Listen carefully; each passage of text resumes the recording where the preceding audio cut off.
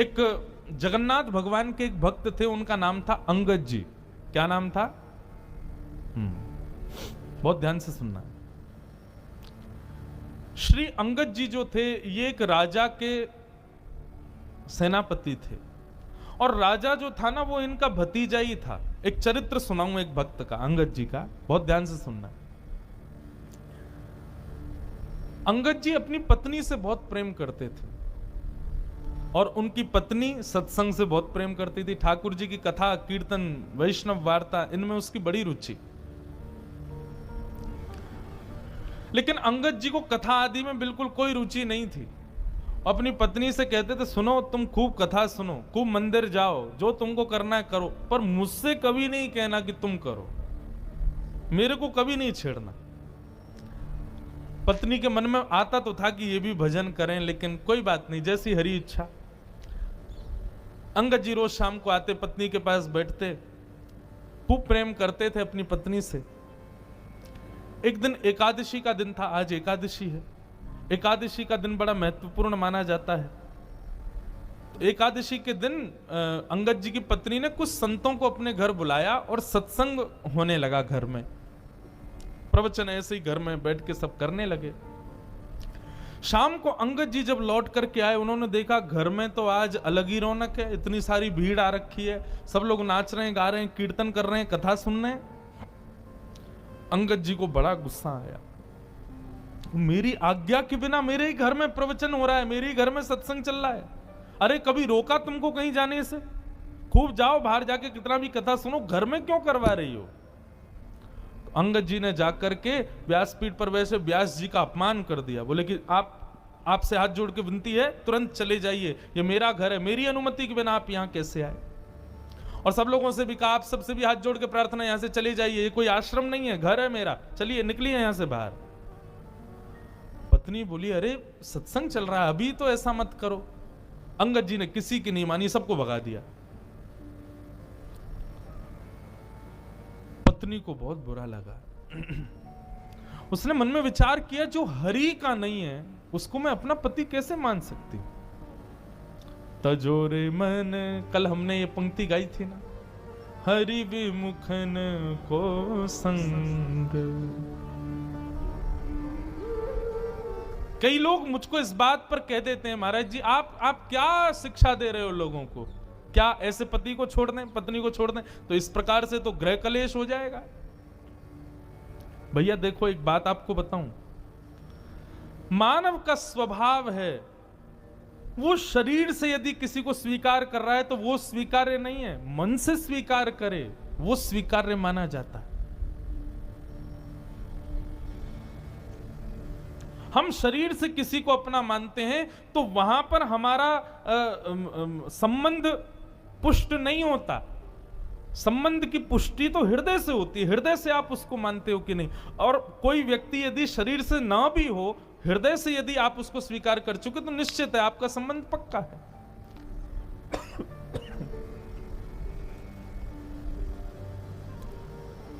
महादेव ने सती का त्याग किया, लेकिन ऐसा नहीं कि सती को कैलाश से ही कह दिया हो कि आप चली जाओ अपने मायके में जाकर करो ना। बस मानस जी में गोस्वामी जी कहते हैं, बगल में जो आसन लगाते थे उसको सामने लगा दिया, बस इतना ही त्याग किया। और ये त्याग किसका था? शरीर का त्याग नहीं था, हृदय से त्याग था। तो इसलिए भैया, यदि ऐसे लोग परिवार में हैं, ऐसे लोग मित्र हैं, ऐसे लोग ऑफिस में काम करते हैं जो भगवत संबंध नहीं रखते, उनका शरीर से त्याग नहीं करना है, मन से त्याग करना, मन से कभी उनको स्वीकार नहीं करना है। अंगद जी की पत्नी ने आज अपने पति का हृदय से त्याग कर दिया और घूंघट कर लिया और कहा कि अब आज के बाद मृत्यु पर्यंत मैं आपको अपना मुख नहीं दिखाऊंगी, ना आपका मुख देखूंगी। आपकी पत्नी हूं, आपके संगी रहूंगी, आपकी सेवा करूंगी, पातिव्रत धर्म का पालन करूंगी, लेकिन हृदय में आपके लिए कोई स्थान नहीं आज के बाद। अंगद जी की पत्नी अब तो घूंघट करके रहती है, अंगद जी ने मुंह ही नहीं दिखाती अपना अंगद जी को। 1 महीना 2 महीना 6 महीने बीत गए महाराज। अंगद जी बड़े उदास, बहुत प्रेम करते थे अपनी पत्नी से। अब तो कार्य में भी मन नहीं लगता। एक दिन ऐसी घोड़े पर बैठ करके कहीं जा रहे थे, तो चलते चलते उन्होंने देखा कहीं कथा चल रही है। मन में आया इसी कथा ने ही मेरा घर बर्बाद करवा दिया, इसी की वजह से सब खराब हुआ। 2-3 दिन बाद फिर से निकले तो फिर कथा चल रही थी, तो मन में आया कि ये कथा में ऐसा होता क्या है जो मेरी पत्नी को इतना प्रिय लगता है, चल के सुनूं। अंगद जी आकर के पीछे उदास हताश तो बैठे ही थे, घर में मन लगता नहीं है, आके बैठ गए। कथा में बंधुओं 3 प्रकार के लोग आते हैं। पहले आमंत्रित लोग, जिनको निमंत्रण दिया गया है कि भैया हमारे घर में कथा है, आपको आना है। दूसरे वैष्णव कथा प्रिय लोग, उनको बस पता चल जाए कथा कहां हो रही है, वो ये विचार नहीं करेंगे दूरी कितनी, समय कितना लगेगा, कहां क्या, निमंत्रण की भी अभिलाषा नहीं, बस पता चल जाए कथा कहां है, वो पहुंच जाते हैं। और तीसरे संसार के मारे दुखियारे लोग, जिनको घर में या व्यापार में कहीं भी कुछ मिल नहीं रहा है, बड़े उदास अपने जीवन में जी रहे हैं, वो आके कथा में बैठते हैं। तो ऐसे ही अंगद जी आकर के बैठ गए। अंगद जी आकर के बैठे तो निश्चित कथा सुनते सुनते उनके हृदय को बड़ी शांति सी मिली। बंधु एक बात बताऊं, गीता में भगवान अर्जुन से एक बात कहते हैं। अर्जुन ने कहा कि नाथ, व्यक्ति सुख की प्राप्ति के लिए इतनी मेहनत करता है तो उसको सुख मिलता क्यों नहीं है? भगवान ने कहा डेस्टिनेशन गलत चुनी है मानव ने, सुख नहीं। हमने डेस्टिनेशन ही गलत चुन रखी है। हर कार्य के पीछे हम चाहते क्या है? सुख मिले। भगवान कहते हैं इसको बदलो, सुख नहीं शांति मिले। शांति की भावना से कर्म करो, शांति की भावना से क्रिया करो। हम क्या करते हैं? हमको सुख मिले, ऐसा करूं इतना मिल जाएगा, ये करूंगा वो करूंगा, ऐसा बनाऊंगा, ऐसे बैठा करूंगा, ऐसा कमरा, ऐसे सोफे, ऐसा, ऐसी पत्नी, ऐसी गाड़ी, ये सब सुख जन्य हम लोग कर्म करते हैं और वही सुख हमको नहीं मिलता। फिर आप अपने क्रिया के पीछे उद्देश्य शांति रखो, भगवान कहते हैं तब मानव प्रसन्न रहेगा। क्योंकि अर्जुन, सुख की भी एक लिमिट होती है, उससे ज्यादा यदि मिल जाए तो व्यक्ति दुखी हो जाता है। आपके गुजरात में श्रीखंड मुझे बड़ा प्रिय है। मैं द्वारिका, मैं अहमदाबाद तो मेरी पहली बार कथा और गुजरात में मेरी दूसरी कथा है। ये श्रीमद् भागवत की पहली कथा हमने की द्वारिका में और आज 7 साल बाद दूसरी कथा कर रहे हैं अहमदाबाद में। बाकी बीच में 2 दिन 4 दिन के सत्संग तो हुए हैं कई बार, पर सप्ताह कथा दूसरी बार हो रही है। तो मैं जब भी गुजरात आता हूं तो श्रीखंड मुझे बड़ा प्रिय है। लेकिन आप एक कटोरी खिला दो, मन भर जाएगा। दूसरी कटोरी दोगे तो मैं भाग जाऊंगा। आप कहोगे महाराज जी आपको बड़ा प्रिय, खाओ ना। अरे कैसे? मुझे याद नहीं है, लेकिन फिजिक्स में हम लोग जब स्कूल में पढ़ते थे तो एक चैप्टर पढ़ाया गया था, उसमें यही बात थी। जब भागवत पढ़ी तो हमको और ज्यादा क्लियर हुई कि कोई भी वस्तु का अति सेव्य जब हम करते हैं तो वही वस्तु हमको कष्टदायी लगने लगती। रसगुल्ला यदि पसंद है तो 1 2 3 4 5 खा लो, 6वां रसगुल्ला देखते ही वमन हो जाएगा। संसार की हर वस्तु ऐसी है। तो अर्जुन, सुख नहीं शांति को रखो। किसी भी क्रिया को करने के पीछे उद्देश्य क्या हो? मुझे शांति मिले, तब देखो कर्म करके कैसा सुख मिलेगा। तो कथा में सुख मिलता है लोगों को।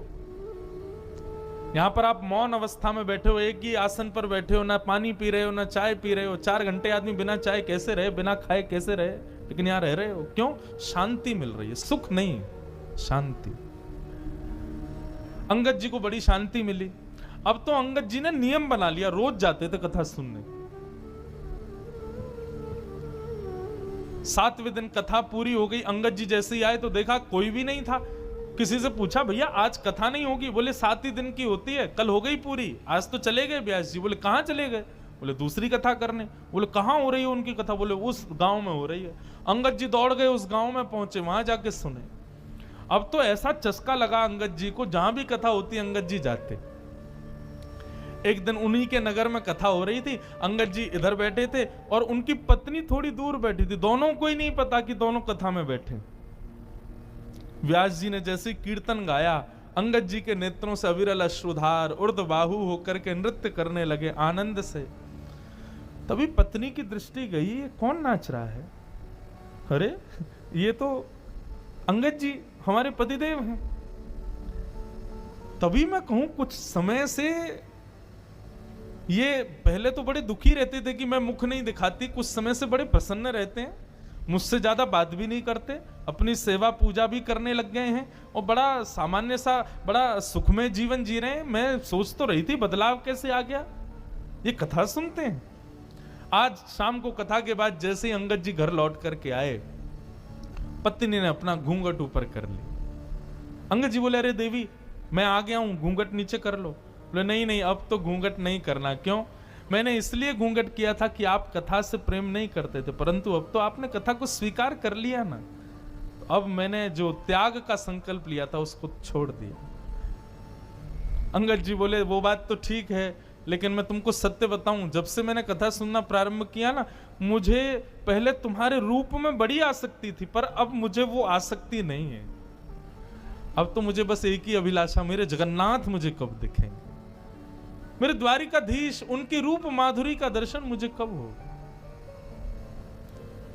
ऐसा अंगद जी का जीवन। बंधुओं, अंगद जी ने अपनी पत्नी से कहा, देवी अब हम दोनों वैष्णव हो गए, चलो हम जगन्नाथपुरी दर्शन करने चलेंगे। लेकिन अभी अभी सुना है कि एक बहुत बड़े युद्ध के लिए राजा के साथ मुझे जाना है, युद्ध से जब वापस आ जाएंगे फिर हम जगन्नाथपुरी चलेंगे। ठीक है। युद्ध में अंगद जी गए, जाकर के युद्ध किया। युद्ध का नियम होता था, जो राजा हारता था उसका सारा धन हड़प लिया जाता था और जीतने वाले राजा को दे दिया जाता था। अंगद जी जब उसका सारा धन लेने लगे तो वहां एक अद्भुत मणि थी। उस मणि को देख करके अंगद जी बड़े प्रसन्न हो गए, बोले बड़ी सुंदर मणि है, मुझे ठाकुर जी को कुछ निवेदित करना है, ठाकुर जी को मैं जगन्नाथपुरी जाऊंगा, कुछ देना है। कोई बात नहीं, मैं ये मणि अपने संग ले जाता हूं, ये ठाकुर जी को दे दूंगा। और उस मणि को अंगद जी ने अपनी पगड़ी में छुपा लिया। थी तो वो चोरी, लेकिन अंगद जी का भाव क्या था कि मुझे ठाकुर जी को देनी है। भगवान से बोले, प्रभु इसके बदले भले ही मुझे दंड मिल जाए, लेकिन मैं ये दूंगा आपको, ये है आपकी, मुझे नहीं चाहिए लेकिन मैं आपको दूंगा। किसी सैनिक ने जाके राजा को बता दिया कि अंगद जी ने एक मणि को अपनी पगड़ी में छुपा लिया। राजा, अंगद जी उसके चाचा लगते थे, इसलिए राजा स्पष्ट तो कुछ कह नहीं पाया, पर राजा ने मन में विचार किया कि अंगद जी रोज मेरी बहन के यहां भोजन करने जाते हैं, मैं आज बहन से कहूंगा कि वो भोजन में जहर मिला दे, अंगद जी की मृत्यु हो जाएगी, मणि हमको मिल जाएगी। अंगद जी आज भोजन करने के लिए राजा की बहन के यहां गए, तो अंगद जी का नियम था कि भोजन का पहला भाग राजा की बहन की छोटी बेटी को गोद में बिठा के पहले उसको खिलाते थे, फिर स्वयं पाते थे। आज उसने अपनी बेटी को कहीं छुपा दिया, बोले अंगद जी कहीं खिला ना दे, इसमें तो जहर है। अंगद जी भोजन करने बैठे, कहा बिटिया चलो लाओ अपनी बेटी को लेके आओ, उसको मैं थोड़ा खिला दूं फिर मैं पाऊं। बोले मेरी बेटिया तो आज माँ के पास गई है, मेरी मायके गई है, आज वो है नहीं, तो आप आज अकेले ही पालो। अंगद जी बोले बेटा ये तो मेरा नियम है, उसको खिलाए बिना तो मैं कभी नहीं खाता। अरे वो मेरी प्राण प्यारी है, मैं उसको साक्षात जगदम्बा के स्वरूप में देखता हूं, पहले उसका भोग लगाता हूं तब पाता हूं, अब जब तक उसका भोग नहीं लगेगा मैं तो नहीं पाऊंगा। तो राजा की बहन ने सोचा ये मेरी बेटी से इतना प्रेम करते हैं और मैं इनको जहर दे रही हूं। उसने थाली उठा ली, बोले कि ये पूरा भोजन ही आपके लायक नहीं है चाचा जी, इसमें मैंने विष मिला दिया है। अंगद जी ने थाली पकड़ी, बोले तुमने इसमें विष मिला दिया? बोले हाँ। बोले क्यों? मेरे भाई को वो मणि चाहिए जो आपने पगड़ी में छुपा रखी, इसलिए उसने मुझसे कहा कि विष दे दो। पर आपका प्रेम देख करके मेरा मन हो रहा है कि मैंने बहुत बड़ा अपराध किया, मैं ये विष आपको नहीं दे सकती। अंगद जी बोले वो सब बात छोड़ो, ये बताओ क्या तुमने इस थाली का भोग लगाया था भगवान को? उसने कहा हाँ भोग तो मैंने लगाया था। बोले तुमने विष वाला भोजन ठाकुर जी को खिला दिया? बोले क्योंकि आप बिना भोग लगाए पाते नहीं है, इसलिए भोग तो मुझे लगाना पड़ा। अंगद जी बोले अब तो इसको मैं ही पाऊंगा, जब विष ठाकुर जी ने पा लिया तो मैं कैसे छोड़ूं। और अंगद जी जबरदस्ती हठ पूर्वक उस थाली को लेकर के बैठ गए और एक एक कवल खाने लगे। ज्यों ज्यों कवल मुख में जाने लगा, अंगद जी का उतना ही तेज बढ़ने लगा। यह आश्चर्य देखकर के राजा की बहन नतमस्तक हो गए। जाको राखे साइया मार सके ना कोई, बाल न बाका कर सके जो जग बैरी हो। बंधुओं, प्रसाद मान करके पाया, इसलिए विष्णु ने भी कुछ नहीं किया। ये लीला तो मीरा के साथ भी हुई, ये लीला तो ध्रुव के साथ भी हुई, ये लीला तो प्रहलाद के साथ भी हुई। विष उनको भी पिलाया गया, लेकिन भगवत प्रसाद मान करके पाया, कुछ नहीं हुआ।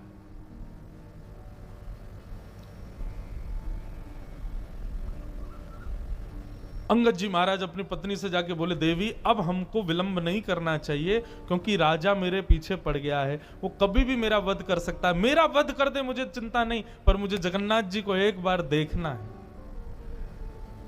और रात्रि में ही अंगद जी अपनी पत्नी के साथ जगन्नाथपुरी के लिए निकल गए। राजा को किसी दूत ने जाकर के रात्रि में खबर कर दी, बोले अंगद जी निकल गए हैं महाराज। बहुत ध्यान से सुनिएगा, बहुत सुंदर कथा है। आज बहुत दिन बाद में अंगद जी का पूरा चरित्र पता नहीं क्यों सुना रहा हूं। हमारे पूज्य नाना जी भागवत के वक्ता थे, वो कहते थे कि कभी अनायास किसी भक्त का भाव कथा कहते कहते आ जाए तो यही समझना चाहिए लाला कि वो भक्त उस कथा में पधारे हैं, वो भक्त अपनी उपस्थिति दर्ज करा रहे हैं, इसलिए व्यासपीठ से बुलवा रहे हैं।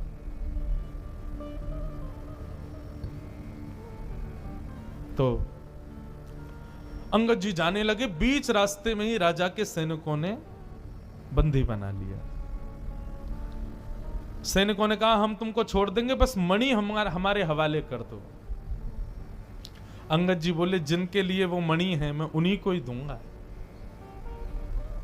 मैंने चोरी की, मुझे आप बंदी बना लीजिए, जीवन भर के लिए कारावास दे दीजिए, लेकिन पता नहीं क्यों जब से मैंने उस मणि को देखा है मेरे मन में आया कि मैं पहली बार जगन्नाथ जी को कुछ दूंगा तो ये मणि ही दूंगा। मैं मानता हूं कि मेरा पाप है, परंतु मैं क्या करूं, मैं अपने नाथ को कुछ देना चाहता हूं, वो उन्हीं के लिए है। सैनिक तो कहां समझने वाले थे, बोले तू अपने नाथ के पास जा भी नहीं पाएगा, तेरा सर कलम कर देंगे, जल्दी दे। अंगद जी बोले अच्छा ठीक है मैं मणि दे दूंगा, लेकिन उससे पहले मैं अपनी एक इच्छा पूरी करना चाहता हूं। बोले बताओ। इस सरोवर है, इसमें मैं स्नान करना चाहता हूं। सैनिकों ने चारों ओर से घेर लिया और अंगद जी जैसे ही सरोवर में गए, स्नान करते हुए कहा हे जगन्नाथ, मैं अभी आपके पास नहीं आ पा रहा हूं, लेकिन आप तो मेरे पास आ सकते हो ना, मेरी मणि स्वीकार करो, मेरा ये छोटी सी भेंट आपके लिए, इसको स्वीकार करो। और मणि को अपनी पगड़ी से निकाल के उसी जल में छोड़ दिया। सैनिक कूद पड़े जल के अंदर, ढूंढने लगे, लेकिन मणि नहीं मिली। राजा भी आ गया, राजा ने पूरा तालाब का पानी सुखा दिया, मट्टियां खोद खोद करके छनवा दी, लेकिन मणि नहीं मिली। राजा ने कहा अंगद सही सही बताओ मणि कहां है। बोले मैंने सबके सामने इसी में डाली है, लेकिन वास्तविकता यह है राजन, वो जिसकी थी उसके पास है, जगन्नाथ जी के पास है। राजा ने कहा हो ही नहीं सकता, तुम पुरी गए नहीं। बोले मैं नहीं गया, वो आए थे मेरे पास और लेकर के चले गए। राजा बोला इसके हाथों में हथकड़ी बांधो, पैरों में बेड़ियां बांधो, ले चलो इसको जगन्नाथपुरी, जगन्नाथ जी का दर्शन करेंगे। यदि मणि वहां नहीं हुई तो उन्हीं के सामने सर धड़ से अलग कर दूंगा। अंगद जी बोले ये तो मेरा सौभाग्य होगा कि मैं जगन्नाथ जी को देखूं और उनके सामने प्राण निकल जाए। बंधुओं, वैष्णव कभी भयभीत नहीं होता। अंगद जी के हाथों में हथकड़ियां, पैरों में बेड़ियां, सैनिकों ने नंगी तलवार गले में रखी है, और जैसे ही पूरी जगन्नाथ के मंदिर में प्रथम बार प्रवेश किया अंगद जी ने, और जैसे ही महाप्रभु श्री जगन्नाथ जी को देखा है, उनके मुखमंडल का दर्शन किया, दर्शन करते ही क्या पाया, श्रृंगार में ठाकुर जी की ठोड़ी के नीचे सबसे श्रेष्ठ माला के रूप में वो मणि ही ठाकुर जी को पधराई हुई थी। श्री जगन्नाथ जी के गले में धारण करा रखी थी। राजाओं ने, सैनिकों ने जब ये दृश्य देखा कि श्री जगन्नाथ जी के गले में वो मणि, नतमस्तक हो गए अंगद के आगे। तो तुम्हारी भक्ति को प्रणाम है अंगद। लेकिन अब अंगद जी को जब ये बात दिख रही है कि मेरे द्वारा प्रस्तुत कोसों दूर से वस्तु जगन्नाथ जी ने स्वीकार कर ली, मतलब मेरे प्रेम को, मेरी भक्ति को स्वीकार कर लिया, हथकड़ियां हाथ में, बेड़ियां पैरों में, और देखते देखते जगन्नाथ जी को, अंगद जी ने वहीं अपने प्राणों को त्याग दिया, महाप्रभु जी में विलीन हो गए। ऐसी प्रेम लक्षणा भक्ति श्रीमद् भागवत प्रदान करती। मैं कहता हूं अपनी कथाओं में, भागवत जी नहीं होती तो हमें कभी मीराबाई नहीं मिलती, श्रीमद् भागवत नहीं होती तो हमें कभी सूरदास नहीं मिलते, श्रीमद् भागवत नहीं होती तो ऐसे प्रेम युक्त वैष्णव भक्तों के चरित्र हमें कभी नहीं मिलते, क्योंकि इन सबका सृजन भागवत नहीं किया है। तो भागवत किसको देती है? श्री कृष्ण को प्रदान करती है। इसलिए भैया मेरी आप सबसे प्रार्थना, श्रीमद् भागवत से और कोई आकांक्षा मत रखो, और कोई संकल्प मत करो, और कोई अभिलाषा मत रखो। श्रीमद् भागवत केवल और केवल कृष्ण प्रदान कर सकती। कई लोग अपने पितरों के लिए कथा कराते हैं, महाराज जी हमारे पितृ निवृत्ति के लिए कथा। तो मैं उनको एक बात कहता हूं, कथा कराने के बाद तुम्हारे पितृ मुक्त नहीं होंगे, तुम्हारे पितृ मुक्त हो गए हैं, इसीलिए तुम्हारे मन में भाव आई है कि चलो हम कथा करा लेते हैं। कथा कराने के बाद पितृ मुक्त नहीं हुए भैया। उस परिवार के मन में संकल्प उठ जाए कि हमको कथा करानी है, तो उसी समय समझ लेना पितृ मुक्त हो गए। पितरों ने ही ठाकुर जी से प्रार्थना की, और ठाकुर जी ने हमारे हृदय में यह भाव प्रकट किया कि हम कथा कराएं। भागवत श्री कृष्ण से प्रेम कराते।